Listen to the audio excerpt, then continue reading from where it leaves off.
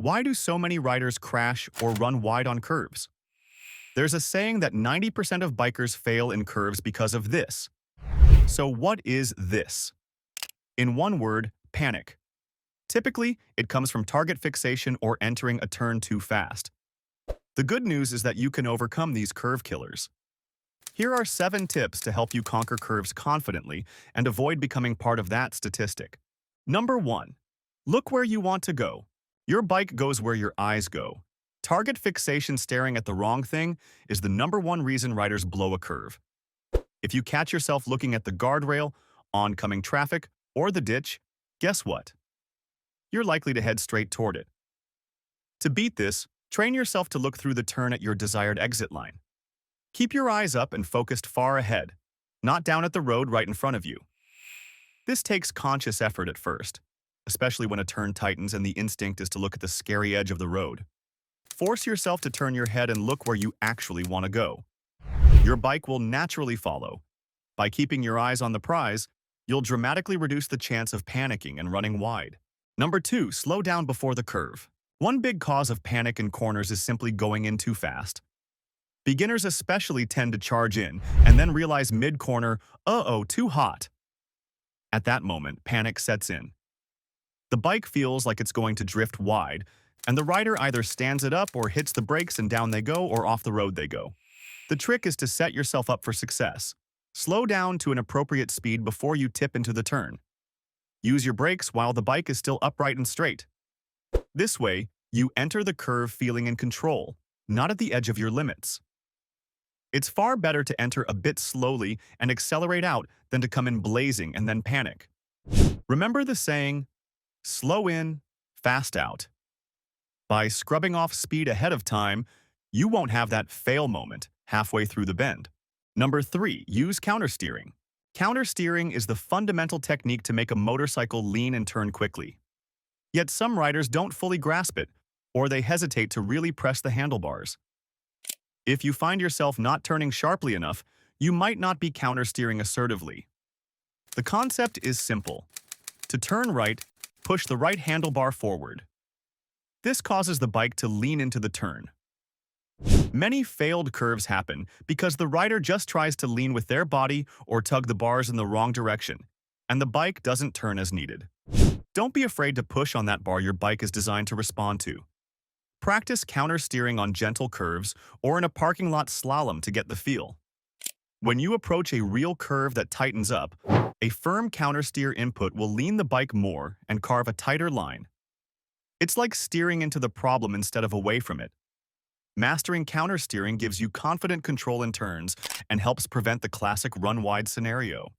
Number 4, trust your bike and lean in. A lot of riders crash in curves because they simply don't lean the bike enough. Instead, they panic and try to stay upright or straighten up, which sends them out of their lane. Here's a revelation. Modern motorcycles can lean way more than most riders think, certainly more than you'll ever need on the street if you have decent tires. When you feel a turn isn't going to make it, often the solution is to lean more. Yes, it's counterintuitive when you're scared. Your survival instinct is telling you to straighten up or hit the brakes. Fight that instinct. Trust the bike's capabilities. If your speed is reasonable and you're not scraping hard parts, your motorcycle can likely handle a tighter lean angle. Commit to the turn. You can even shift your body slightly to the inside to help the bike not have to lean as much for a given turn. The key point is, don't give up on the turn. Experienced riders know that you rarely run out of lean, you run out of confidence. Believe in your bike and keep leaning. It can save you from that curve failure. Number 5, roll on the throttle through the turn. Once you've entered the curve at a safe speed, you shouldn't just coast, or worse, keep decelerating. A motorcycle is more stable when under a bit of throttle. Rolling on the throttle gently through a turn helps the bike maintain its line and can even tighten your path slightly. It also shifts weight to the rear a bit, improving traction.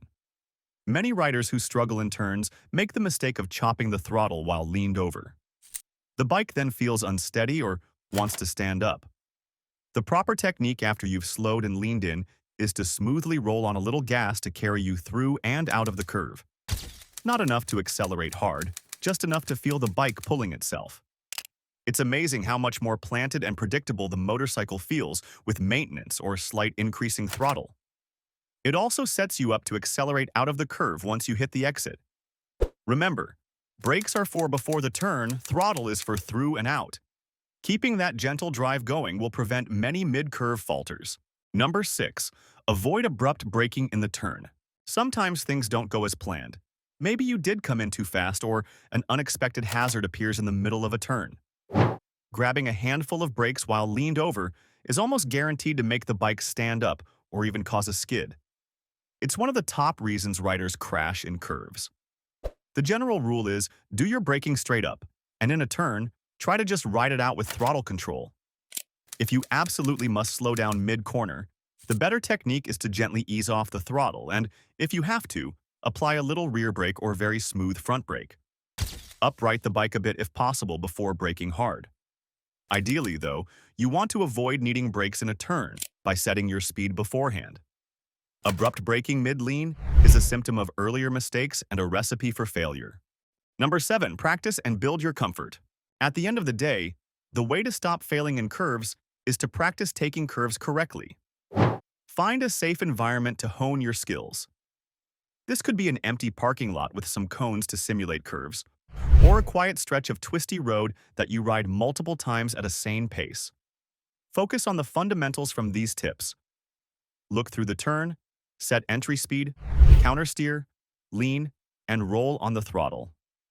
The more you repeat these in a low-pressure setting, the more they become second nature when it counts. Confidence comes from experience.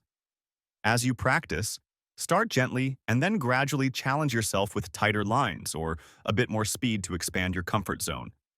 Consider taking an advanced riding course that specifically covers cornering techniques. It can be a game changer. The riders who ace curves aren't born with that skill, they built it. With time and training, you'll handle bends like a pro, and that dreaded 90% statistic won't include you. Number 8. Stay relaxed and breathe. One overlooked reason riders fail in curves is simple tension. When panic hits, riders lock their arms, hold their breath, and stiffen their upper body. A tense rider makes a motorcycle feel unstable and unresponsive. If you feel yourself tightening up mid-corner, consciously take a breath and loosen your grip on the bars. Your hands should guide the bike, not fight it.